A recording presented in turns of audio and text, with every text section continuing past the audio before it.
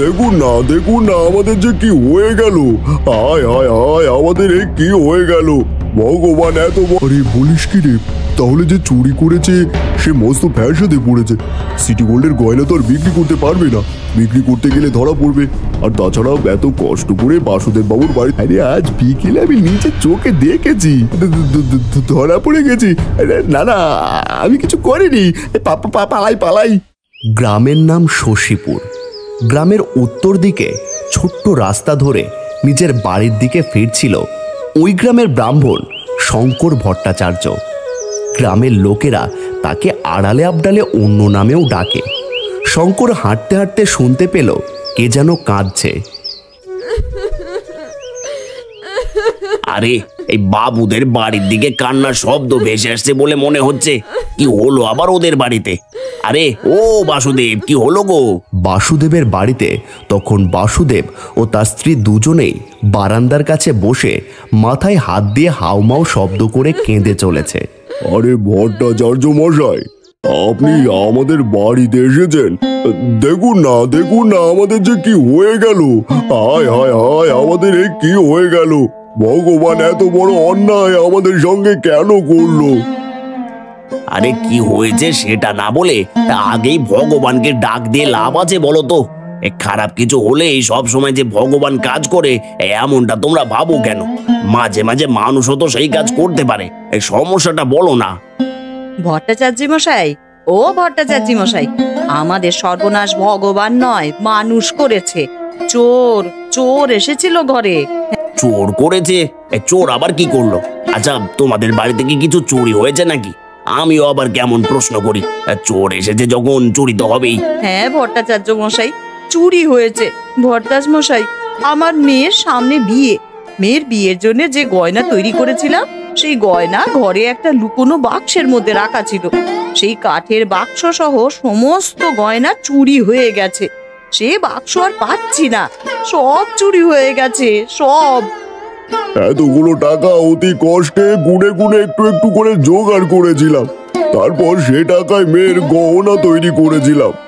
ভট্টাচার্য মশাই, আপনি তো জানেন এই বাজারে সোনার কত দাম। আমার একটা মাত্র মেয়ে, তার বিয়ে দেওয়ার জন্য গোটা জীবন খাটাখাটনি করে ওই গয়না তৈরি করেছিলাম। জানেন, পাত্রপক্ষ বলেছিল আরো অনেক কিছু চাই তাদের, এটুকু গয়নায় কি হয়? অনেক কষ্টে রাজি করিয়েছিলাম তাদের, সব কিছু দিয়েছি আমার সাধ্য মতো, কারণ আমি তো ওর বাবা, ওর জন্য আমি সব কিছুই করতে পারি। কিন্তু এ আমার কি হয়ে গেল? হ্যাঁ, কি হয়ে গেল? কান্নাকাটি করলে হবে না, ঠান্ডা মাথায় একটু ভাবতে হবে। হ্যাঁ, কি হয়েছিল বলো তো? চুরি হয়েছে কি করে? আর চুরি যে হয়েছে সেটাই বা বুঝলে কখন? গয়নার বাক্সটা ছিল আমার মেয়ের ঘরে। মেয়ে এখন খুব কাঁদছে, বড় দুঃখ পেয়েছে। এখন ওই ঘরেই আছে। কাল রাতের বেলা আমরা কিছুই বুঝতে পারিনি। সকালে যখন ঘুম থেকে উঠলাম দেখি পেছনের দরজাটা খোলা। তখনই তাড়াতাড়ি মেয়ের ঘরে গিয়ে দেখি মেয়ে ঘুম হচ্ছে, আর ঘরের ভেতর থেকে কাঠের সেই গয়নার বাক্স নিখোঁজ। অনেক খুঁজেছি কিন্তু সেই বাক্স পাইনি। ভট্টাচার্য মশাই, আমার মনে হয় এই গয়নার বাক্সটা এমন কেউ নিয়েছে যে জানতো এই গয়নার বাক্সটা মেয়ের ঘরে এই টিনের বাক্সের মধ্যেই আছে। সে আর বলে কি হবে? চোর তো ওত পেতেই থাকে, কি চুরি করবে তার অপেক্ষায়। সুযোগ পেয়েছে আর নিয়ে পালিয়েছে। আচ্ছা, এখনো সব বাদ দাও, মেয়ের বিয়ার কতদিন বাকি আছে? মেয়ের বিয়ের আর 1 সপ্তাহ বাকি আছে। তার মধ্যে গয়না আবার জোগাড় করব কি করে তা ভাবতে ভাবতে এখনই দম বন্ধ লাগছে। কি করে যে কি হবে? তুমি কিছু ভেবো না, তোমার চুরি হয়ে যাওয়া গয়না ফেরত পাওয়া যায় কি জানি না, এতে কাজ হবে কিনা বলতে পারবো না, তবুও একটা চেষ্টা করে দেখতে পারো। এরপর ব্রাহ্মণ শঙ্কর ভট্টাচার্য দাওয়ার কাছে এসে জগদ্ধাত্রী ও বাসুদেবকে অনেকক্ষণ ধরে কি যেন কথা বলল, তারপর উঠে পড়ল। মনে থাকে যেন, যেমন তোমাদের বলেছি তেমন তেমন করে সবকিছু করবে, এর বাইরে যেন কিছু না হয়। আর রাতেই ঘটনা ঘটেছে, আজকের মধ্যে এই কাজটা করে ফেলো, তাহলে সুবিধা হতে পারে। এই গয়না যদি একবার গ্রামের বাইরে চলে যায় তাহলে কিন্তু বিপদ। আপনি যেটা বলছেন আমি সেটাই করব ভট্টাচার্য মশাই। যদি ওই গয়না ফেরত পাওয়া যায়, তাছাড়া তো আমাদের আর কিছুই করার নেই। শঙ্কর ভট্টাচার্য নিজের বাড়ির দিকে চলে গেলে জগদ্ধাত্রী আর বাসুদেব উঠে গেল ঘরের ভেতরে। সেদিন দুপুরে গ্রামের বটগাছতলার কাছে একজন আর একজনকে বলছে, আরে শুনেছিস, এই বাসুদেবের বাড়ি থেকে নাকি নকল গয়না চুরি হয়েছে। তার মেয়ের বিয়ের জন্য বাসুদেব বাবু আসল গয়না তৈরি করেছিল। সেই গয়না নাকি ছেলের বাড়িতে আগেই পাঠিয়ে দিয়েছে।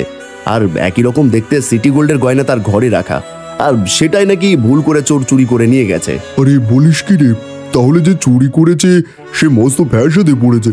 সিটি গোল্ডের গয়না তো আর বিক্রি করতে পারবে না, বিক্রি করতে গেলে ধরা পড়বে। আর তাছাড়া এত কষ্ট করে বাসুদেব বাবুর বাড়িতে ঢুকে গয়না চুরি করার পরেও চোরের কিছুই লাভ হলো না। এমন সময় পথ দিয়ে যাচ্ছিল গ্রামের বিখ্যাত চোর পটলা। তাকে ডেকে বিশু বলল, ওরে পটলা, শুনেছিস চোরেদের কি খারাপ সময় এসেছে? বাসুদেব বাবুর বাড়ি থেকে কাল রাতে নাকি চোর গয়না চুরি করেছে, অথচ সেই গয়না নাকি সিটি গোল্ডের গয়না। হ্যাঁ, সিটি গোল্ডের গয়না? কিন্তু সিটি গোল্ডের গয়না ও বাড়িতে থাকবে কেন? আরে সিটি গোল্ডের গয়নাই তো ওই বাড়িতে ছিল, যাতে কেউ চুরি করতে না পারে। আসল গয়নাতে ছিল ছেলের বাড়িতে। সিটি গোল্ডের গয়না যখন চুরি হয়ে গেছে, তাহলে তো চোর আবার বাড়িতে চুরি করতে আসবে, তাই না? তাই আজ নাকি শুনেছি ওই ছেলের বাড়ি থেকে আসল গয়না দিয়ে যাবে। বিয়ে তো আর বেশি দিন দেরি নেই, এই তো মাত্র কদিন আছে। সব বড় লোকদের বড় বড় ব্যাপার। সোনার গয়না না সিটি গোল্ড, সব দেখতে একই রকম, কোনটা কি সেটা আলাদা করে কেউ বলতে পারে না। এই পটলা, তোর তো আবার হাতটায় দোষ আছে, তুই আবার এসবের মধ্যে নেই তো। দেখিস দেখিস, বাসুদেব বাবু কিন্তু খুব ভালো লোক। তার বাড়িতে যদি এমন কিছু করিস তাহলে কিন্তু তার ফল ভালো হবে না। ভালো মানুষের সাথে খারাপ ব্যবহার করলে উপরওয়ালা কিন্তু দেখে। আরে আমি কেন কিছু করতে যাব? বাসুদেব বাবুর বাড়িতে বিয়ের তোড়জোড় হচ্ছে, তার জন্য আমি বাড়িতে জঙ্গল পরিষ্কার করার কাজ পেয়েছি, তাই তো করতে যাচ্ছি, তাই তো বাসুদেব বাবুর বাড়িতে যেতে হচ্ছে। পটলা তাড়াহুড়ো করে সেখান থেকে চলে গেল। এদিকে ভবানী আর বিশু আবার নিজেদের মধ্যে কথা বলতে লাগলো। পটলা সেখান থেকে সোজা চলে গেল তাড়াতাড়ি গ্রামের আর একটা চোর ভানুর বাড়িতে। দরজায় ধাক্কা দিতেই ভানু দরজা খুলতেই পটলা বলল, এই সর্বনাশ হয়ে গেছে রে। শুনেছিস গ্রামের লোকেরা কি বলা বলি করছে? আমরা যে গয়না চুরি করে এনেছি, গয়না নাকি সিটি গোল্ডের গয়না। ওই গয়না নিয়ে এখন আমরা যদি বাইরের শহরের দোকানে যাই, তখন তো দোকানে বিক্রি করতে গেলে ধরা পড়ে যাব। আর সিটি গোল্ডের গয়না দেখলেই লোকেরা সন্দেহ করবে। কি বলছিস? তুই ঠিক শুনেছিস তো? এত কষ্ট করে আমরা সিটি গোল্ডের গয়না চুরি করে আনলাম, আমার কেমন যেন বিশ্বাস হচ্ছে না। কিন্তু দেখ, সবাই তোর মিথ্যে কথা বলবে না। তুই একটা কাজ কর, ওই গয়নাগুলো সব তোর কাছে রেখে দে। শুনেছি আজকে এই বরের বাড়ি থেকে নাকি আবার আসল গয়না দিয়ে যাবে। সেই গয়না চুরি করতে হবে, বুঝলি? আমি তো ওই বাড়িতে কাজে যাব আজ, এই জঙ্গল পরিষ্কার করার কাজ। গয়না দিয়ে যাওয়ার পর সেটা কোথায় রাখে আমি ঠিক ডেকে নেব। তারপর রাতের বেলা আবার পেছনের দরজা দিয়ে ঢুকে। আমার কিন্তু কেমন একটা সন্দেহ হচ্ছে, এই ব্যাপারটার মধ্যে অন্য কিছু নেই তো? যদি সত্যি সত্যি ওরা বুঝতে পেরে যায় আমরা রাতের বেলা চুরি করতে ঢুকবো ওখানে, তখন? আর গ্রামের লোকেদের কথা শুনেছি আমি। বাসুদেব বাবুকে আমি নিজের চোখে দেখেছি, সে বড় খুশি খুশি রয়েছে। তার মানে তার আসল গয়না চুরি হয়নি। চুরি হলে কেউ অমন করে হাসতে পারে না। আজ রাতে আসল গয়না চুরি করে ওই বাসুদেব বাবুর মুখের হাসি আমি গুঁজিয়ে দেব। জঙ্গল পরিষ্কার করতে করতে কিছু একটা ভুল দেখলেই উঠতে বসতে ভাই দু কথা শুনিয়ে দেয়। আজ হারে হারে টের পাবে, বুঝবে চালু কত টাকায় কত গয়না। এরপর দরজা বন্ধ করে ভানু আর পটলা অভিসন্ধি করতে লাগলো কিভাবে আজ রাতে আবার ওই ঘরে ঢুকে গয়না চুরি করে আনবে। সেদিন বিকেলের দিকে বরের বাড়ি থেকে একজন এসে একটা কাঠের বাক্সে আবার গয়না দিয়ে গেল বাসুদেব বাবুর বাড়িতে। তখন সেখানে শঙ্কর ভট্টাচার্য নিজেও ছিল। লোকটা চলে যেতেই শঙ্কর ভট্টাচার্য বলল, চুরি হওয়া গয়না সেদিন ঠিক যেখানে ছিল, এই গয়নার বাক্সটাও ঠিক সেইখানেই রাখবেন। তারপর আজ রাতে দেখা যাবে কি হয়। কিন্তু চোর যদি সত্যি সত্যি বুঝতে পারে ওই গয়না আসলে সোনার গয়না, আর ওই গয়না যদি বিক্রি করে দিয়ে থাকে, তখন? স্টেশনের কাছে শ্যাকরার দোকানে আমার বলা আছে। তাছাড়া আমাদের গ্রামের কেউ যদি রেলগাড়িতে করে অন্য কোথাও গিয়ে ওই গয়না বিক্রি করার চেষ্টা করে, সে ব্যাপারে খোঁজ খবর নেবে। গয়না বাইরে চলে গেলে তার একটা ব্যবস্থা ঠিক হয়ে যাবে, কিন্তু আমার মনে হয় যায়নি। এত তাড়াতাড়ি এই আসল নকল গয়নার খবর পেয়ে চোর নিশ্চয়ই আবার একবার চুরি করতে আসবে। চোর ভেবেছে সে একবার ভুল করেছে, এবার তো তাকে আসল গয়না নিতেই হবে। আপনার কথাই যেন সত্যি হয় ভট্টাচ মশাই। আমার মেয়েটার বিয়েটা ভালোই মিটে গেলে, সব ভালো হলে আমি আমার বাড়িতে ব্রাহ্মণ ভোজন করাবো। ব্রাহ্মণ ভোজন করাতেই পারো, কিন্তু ব্রাহ্মণ ভোজন করে যে আপনি পুণ্য লাভ করবেন, একই পুণ্য লাভ করবেন গরিব দুঃখী অসহায় মানুষদের ভোজন করিয়ে। আমি নিজে ব্রাহ্মণ হয়েও এই কথা বলছি। আজ রাতে তাহলে দেখুন না কি হয়। আজ রাতে মেয়ের ঘরে আমি থাকবো, ঘর অন্ধকার থাকবে, আর পেছনের ঘরের দরজাটাও আমি আলগা করে রাখবো। ওই ঘরের চিটকানিটাই তো আলগা, বাইরে থেকে একটু লাঠি ঢুকিয়ে নাড়া দিলেই খুলে যায়।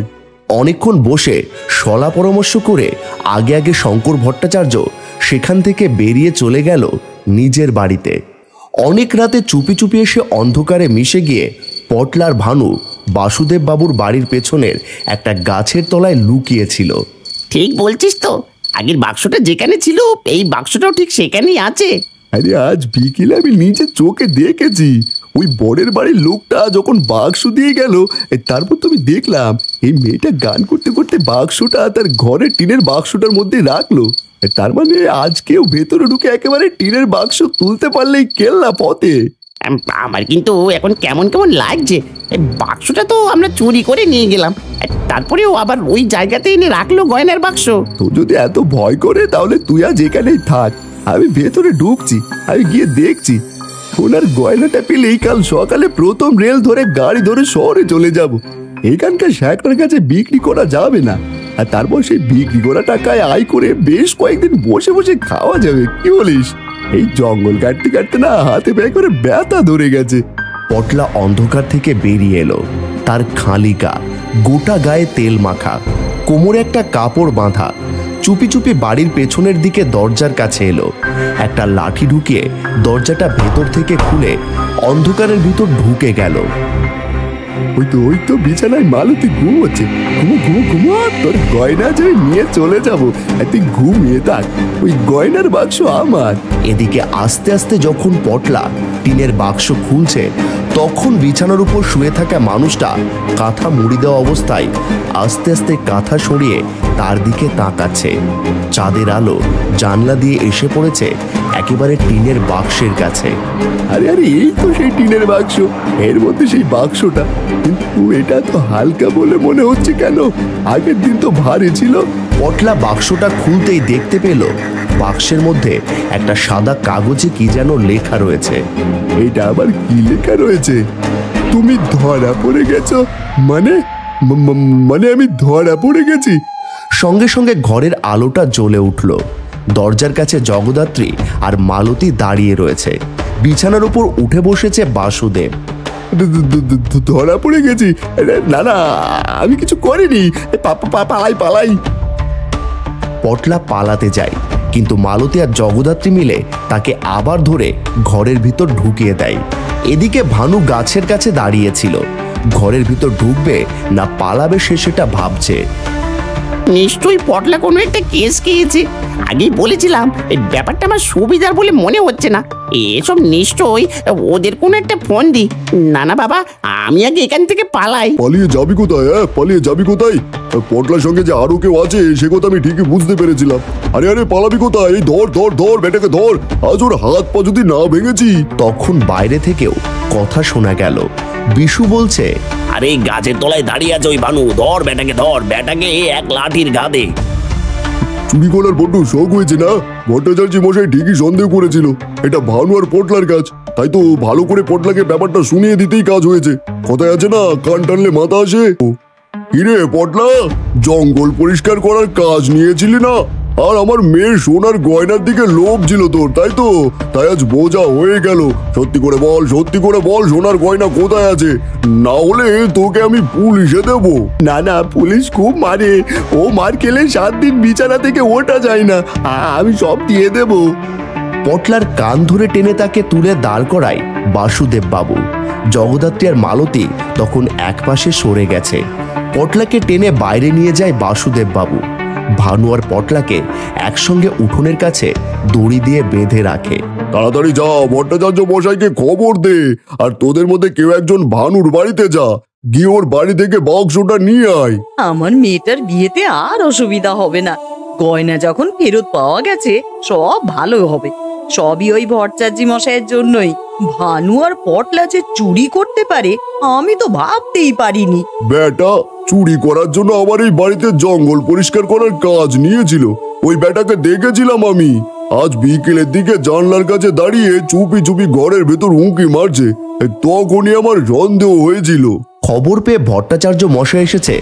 ভানুর বাড়ি থেকে আসল গয়নার বাক্স এসেছে। গ্রামের লোক জড়ো হয়েছে বাসুদেব বাবুর বাড়ির ওখানে। তখন বাধা অবস্থায় পড়েছিল ভানু আর পটলা। আর কখনো এমন করবো না আমরা। আমাদের ছেড়ে দিন আপনারা। আমি ভুল করেছি আর কখনো এই গ্রামে চুরি করব না। এই গ্রামে চুরি করবি না তার মানে পাশের গ্রামে গিয়ে চুরি করবি? তার মানে চুরি করা তোরা থামাবি না? শঙ্কর ভট্টাচার্যের কথা শুনে আশেপাশের লোকেরা হেসে ওঠে। এবার জগদ্ধাত্রী এগিয়ে এসে বলে, কেন চুরি করলে তোমরা? আমার মেয়ের বিয়েটা যে গয়নার জন্য ভেঙে যেতে বসেছিল। পাত্রপক্ষ বিয়ে ভেঙে দিলে আমরা কি করতাম বলো তো? বাসুদেব, তোমার সোনার গয়না তুমি ফেরত পেয়ে গেছো। মেয়ের বিয়েটার কোনো অসুবিধা হবে না, কিন্তু ভানু আর পটলার ব্যাপারটা একটু দেখো। ঠিকই বলেছেন ভট্টাচার্য মশাই, আমাদেরই ভুল হয়েছে। ওদেরকে সবসময় চোর বলে অপমান করে চোর চোর না ভেবে ওদেরকে যদি আমরা একটু বোঝার চেষ্টা করতাম তাহলে হয়তো এমন কিছু হতো না। আমাদের বড় ভুল হয়ে গেছে। কিন্তু এত কিছুর পরেও যদি ওরা আবার চুরি করে তাহলে কিন্তু ওদের আর এই গ্রামে থাকতে দেওয়া যাবে না। এই ওদের হাতে পায়ের বাঁধা দড়িটা খুলে দে। দড়ি খুলতেই ভানু আর পটলা এসে বাসুদেব বাবু আর শঙ্কর ভট্টাচার্যের পায়ের ওপর পড়ল। দুজনেই কাঁদতে লাগলো। তোমরা কেঁদো না গো, কেঁদো না। আমার বিয়ে না হওয়া পর্যন্ত তোমরা এই বাড়িতেই থাকবে। সারাদিন এটা ওটা কাজ করবে, দুবেলা খাওয়া ঠিক জুটে যাবে। আর বাবা তো বলেছে আমার বিয়েটা মিটে গেলে তোমাদের ব্যবস্থা ঠিক করে দেবে। একেই বলে যার শেষ ভালো তার সব ভালো, সবার ভালো হলো। জগদ্ধাত্রী বলেছিল না, ভগবান তোমাদের এত বড় ক্ষতি করেছে। ভগবান কখনো কারো ক্ষতি করে না, বুঝলে? ভগবান যা করে সর্বদা মঙ্গলের জন্যই করে। আমরা এটাই বুঝতে পারি না, আর না হলে বুঝতে অনেক দেরি করে ফেলি। শুধু আপনার বুদ্ধির জন্যেই এই যাত্রায় সব কিছু ঠিক হলো। আমরা গয়না ফেরত পেয়ে গেলাম আর ভানু আর পটলা ধরা পড়লো। আপনার বুদ্ধির কোনো জবাব নেই। এমনি কেন আড়ালে সবাই ভট্টাচার্য মশাইকে চালাক ব্রাহ্মণ বলে ডাকে নাকি? শঙ্কর ভট্টাচার্য সামান্য হাসল। তার মাথার পেছনে থাকা টিকিটাই একবার হাত বুলিয়ে নিয়ে বলল, সব কিছুই ভগবানের দয়ায়, আমার আর কিছুই নেই। আমি তো তার হাতের পুতুল মাত্র।